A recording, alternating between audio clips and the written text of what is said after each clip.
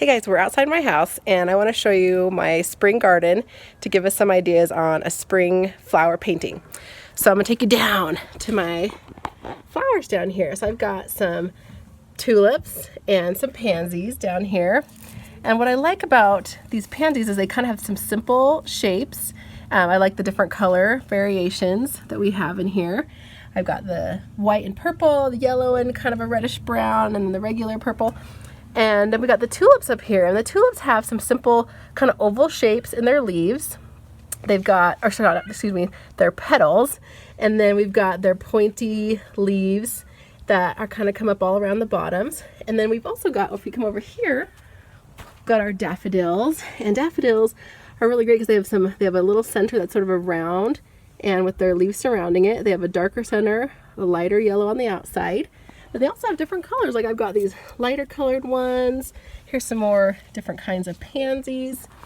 And then as we come over to the other part of my garden here, I've got just one little tulip all by itself here. But it has the darker pink on the inside, lighter kind of a whitish pink on the outside. And then some pretty pansies. So we're going to be taking some of those simple shapes and colors and creating a painting, and I want to show you how we can do that. So let's go inside. Okay, so let's get to the drawing. I brought a few of the flowers inside just so I can use them as a reference, but if you can, stay outside, go find some flowers that you can sit there and draw, because when you draw from real life, they always turn out better, I feel like. So the pansies, when you start to draw these out, think about these simple leaf shapes. They're kind of an oval, kind of roundish, and there is a center, so I just drew one right here. You could even, they kind of overlap a bit. And that's the kind of center. I'll draw like a little circle there. So it's okay if some that kind of are tucking underneath other ones.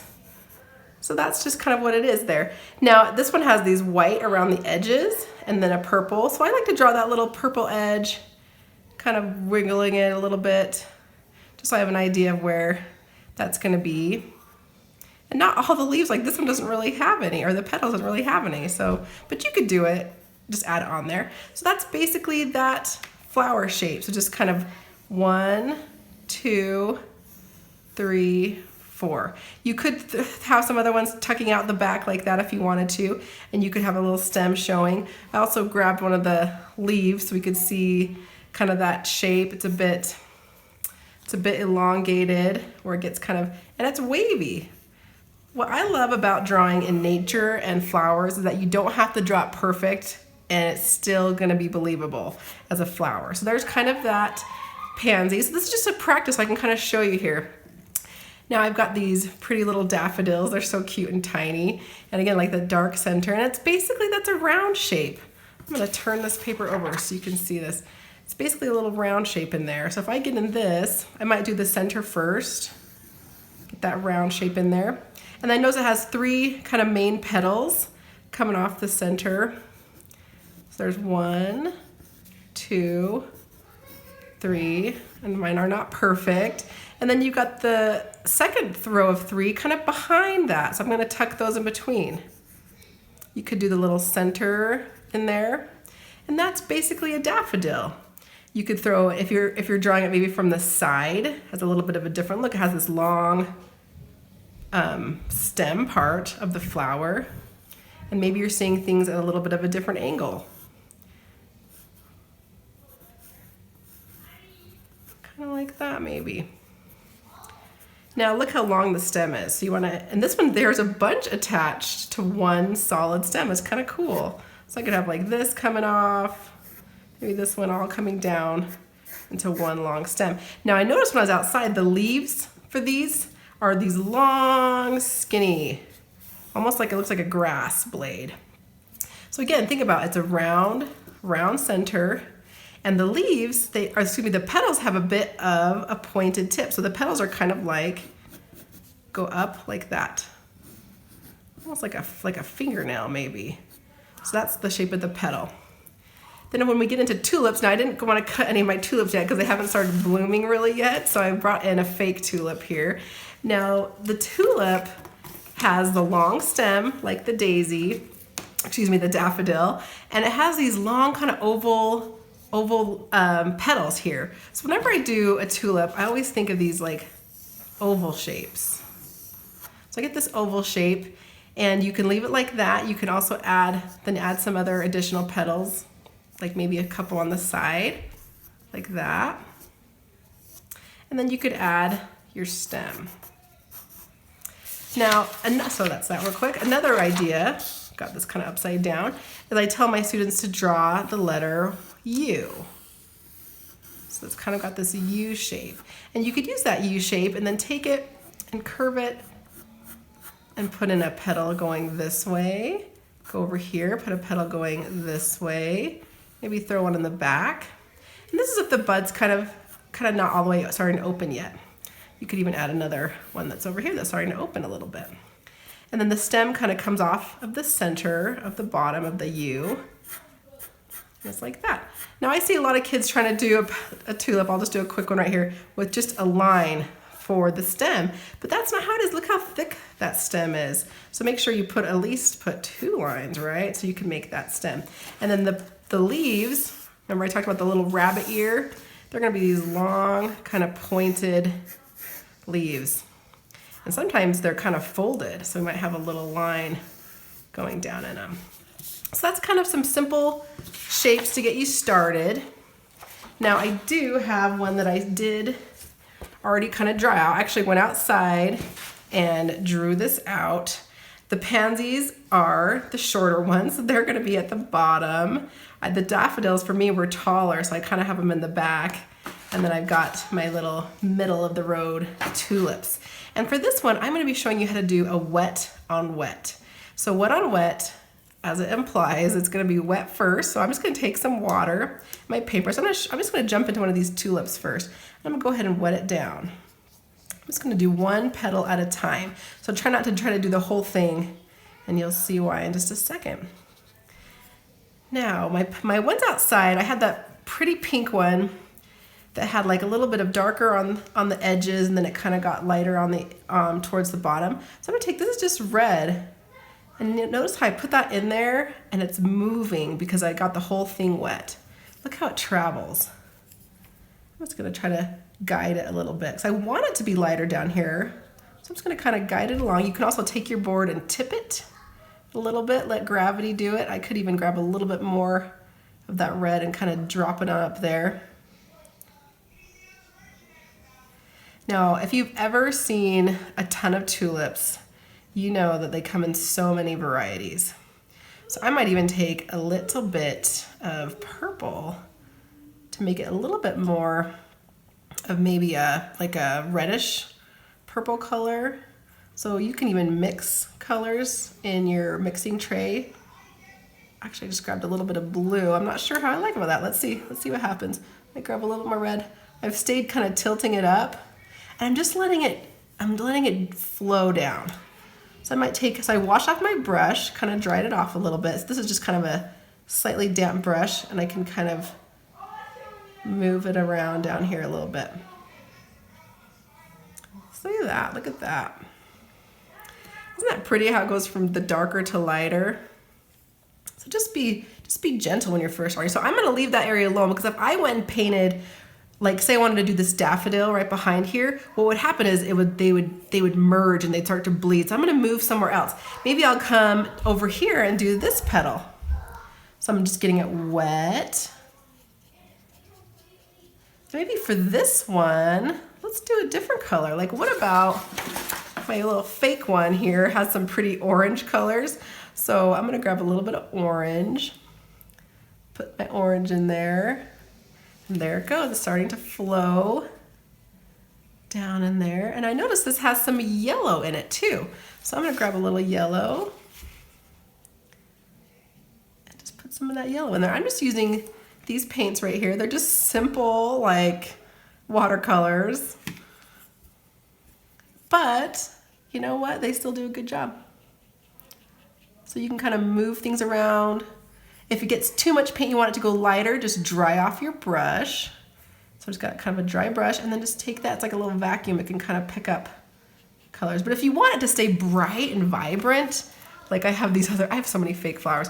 So if you want to go like brighter yellow, then go for it. So I could put that more right in there.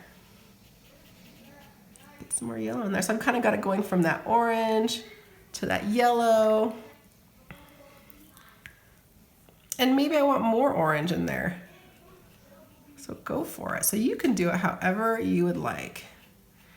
Now, sometimes I've noticed on flowers, these tulips, they have like little lines in them, so you can flip your brush over, use the back. I'm just kind of drawing these little lines in them with the back of my brush, and then the paint will kind of settle into those cracks. Now I could do this other petal. Now, you could do the wet on wet, or you could just jump in and paint. If I know I want it to be more orange, then I'll just paint it all orange there. Maybe I'll add a little bit more. So then I might leave that and then go to a different area and work again. So I might come back to this area. This one's dried a little bit more. Get it wet. Get that color in there. Look how it goes. Again, you can pick up your board. You can even prop it up with something, like put a little something back behind it to hold it up.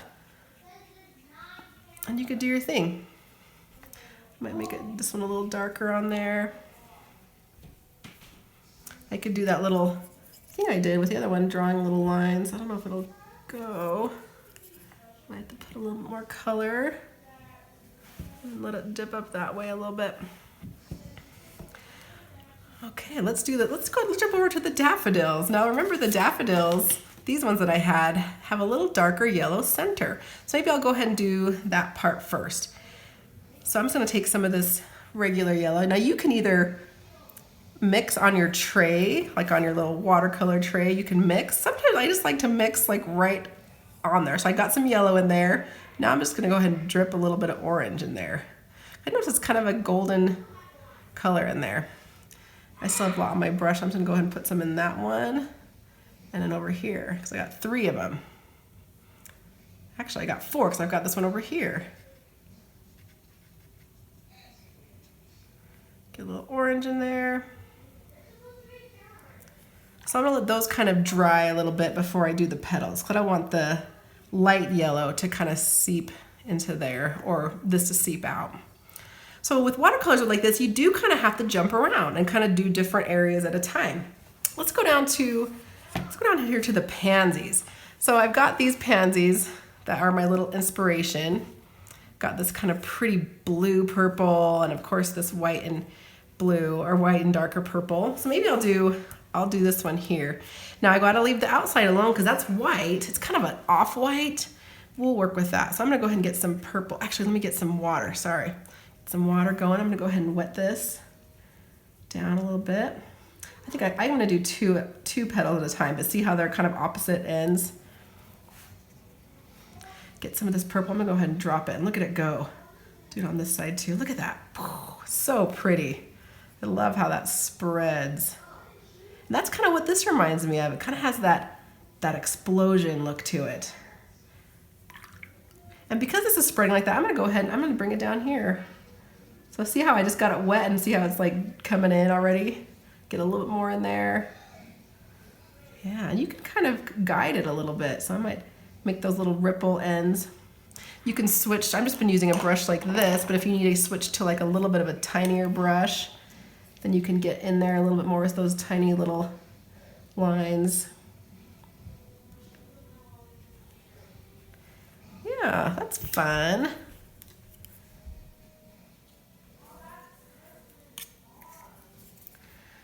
Yeah, so look at that. I did notice at the center of these flowers, they have a little yellow. Now I'm gonna wait for a minute, because if I put it in now, it's just gonna run around with the purple and it'll just become like a brownish color. So I don't wanna do that yet. So I'll wait. I'm actually adding more purple because I just see how dark that is. I'm just throwing more purple in there to really beef that up. You could even throw a tiny bit of blue in there. Oh, the blue's a little bit taken over, but I'm gonna add more purple. Just let it go. So I'm gonna kind of leave that alone, work in some other areas, but you kind of have the idea there. So what I'll probably do, well, actually, let me do a leaf before I like turn you loose. Let's do a leaf. So like a lot of people want to just use this green straight out of the thing, and we will be doing part of that, but I also want to add some other color to it. So I'm gonna go ahead and get this wet, this leaf here. This is a tulip leaf. So I'm just getting it wet with water, and then I'm gonna go ahead and grab some of that green and letting it get in there. So see how it just spreads. I like to get a little bit of blue with it. I don't feel like the green by itself is the right color on its own. So it's got a little blue tint to it. So I'm adding a little bit of that blue. You could even get a tiny bit of brown and just kind of put it in there. So with wet on wet, you're kind of letting the colors mix on your paper instead of just mixing it on the side and then putting it on. So I kind of like to let it do the mixing on the paper. Oops, it kind of went out. Then I might add a little more green in there. You can pick things up, let them kind of swirl and mix. I'm also going to take the back of my brush, since this one had that little line in it, like that middle line. I'm just going to run my end of my brush up there to kind of make that line a little darker. So see, I can let that flow around. So instead of it being one solid color, I kind of like it different colors, because if you go outside and really look at these leaves, as the light hits it in different areas, some areas will look a little darker, some areas will look a little lighter. So you can do that. If you want it to, you could even add a teeny bit of yellow. Maybe there's like a little lighter on the tip or something, you could. So again, I'm doing kind of things one at a time. You could throw in your stem, maybe I'm jumping over here. And maybe I'll run a little blue down on one side.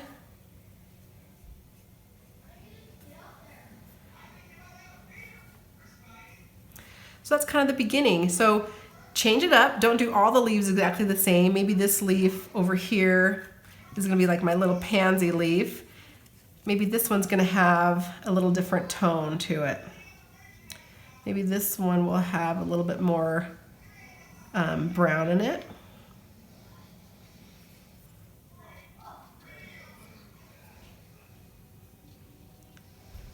Okay, maybe I'll leave it like that. Maybe I'll have this leaf up here have a little bit more of a yellow-green. So I'm gonna throw that yellow in there, the green in there, throw a little yellow.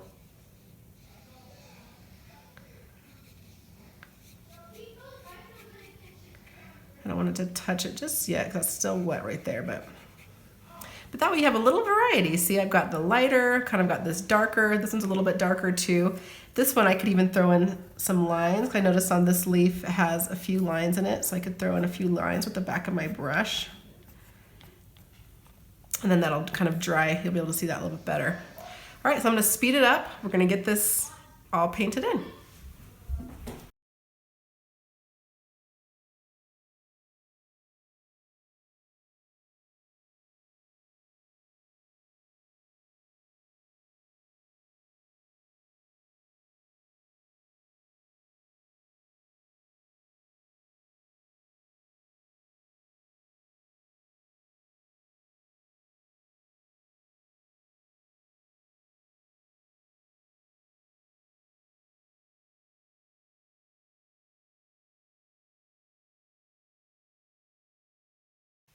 All right, so here is the finished product. I let this dry.